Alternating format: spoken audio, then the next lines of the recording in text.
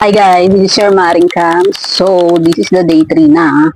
Kukunin na namin yung pangarap namin na motor. So guys, motor po yung kinakandas namin and yes, pipick upin na namin siya sa kasa. So, napili namin kasa na pipick upan at talaga namang maganda yung deal is Premio branch dyan sa Angat. So yeah, samahan niyo muna ako mag-get ready with me. Mabilisan lang kasi pauwi din si Aldrin. Diretso na kami doon after niya lang or after niya makarating dito and all kung tapos na ako. So yeah. It's all gonna be good. Don't worry about nothing. Don't worry about nothing. Nothing now. It's all gonna be good. So breathe like you know you should.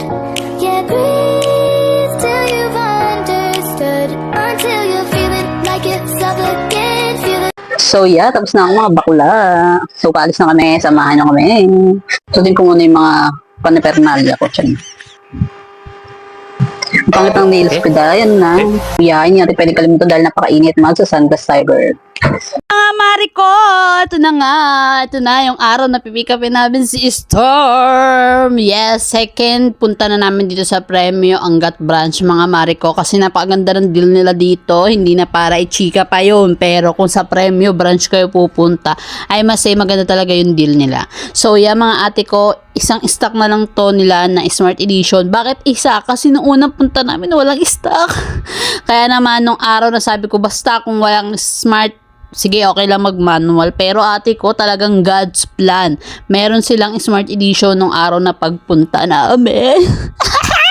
Kinikilig ang bakla. So, yan mga Mariko, dahil isa lang to, pinadouble check ko talaga to kay Jowa. Sabi ko, double check niya na, alamin niya na, dahil clueless talaga kami sa Smart Edition na to. Opo, ate.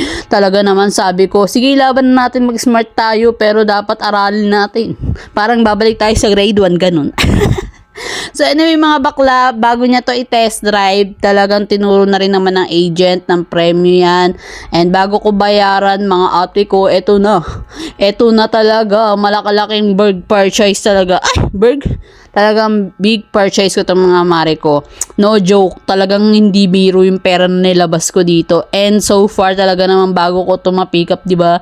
Talagang may una, pangalawa, at ito na nga yung pangatlo na pag-pick up. Talagang kinanbas namin to mga ate ko kung saan maganda yung deal, saan talaga yung medyo mahal sa SRP niya, oo, pero at least sana 'di ba konti lang yung difference. Pero eto na nga, nagkapirmahan na yung mga papeles and finally, alam nyo guys, minamanifest lang namin to ni Aldrin.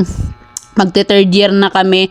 Unang taon namin talagang minanifest namin to. Ang talagang balak namin mga Mariko, kahit second hand lang, at least makapagbakasyon tayo ng naka-rides. Alam niyo yun? Makapag-rides kami, ate ko, kung saan namin gusto makarating. Pero eto na nga, binigay na ni G.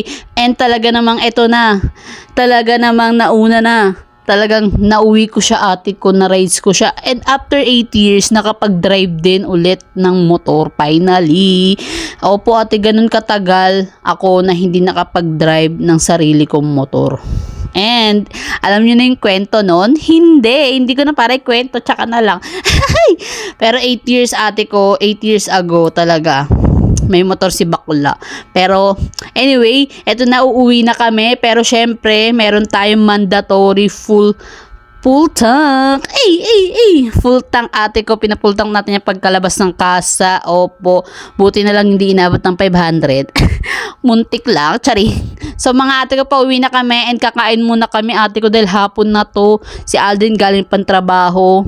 Ginutom din ate ko sa sobrang excited. Ginutom siya nung pauwi na kami. So yun lang mga Mariko. Thank you for watching and goodbye!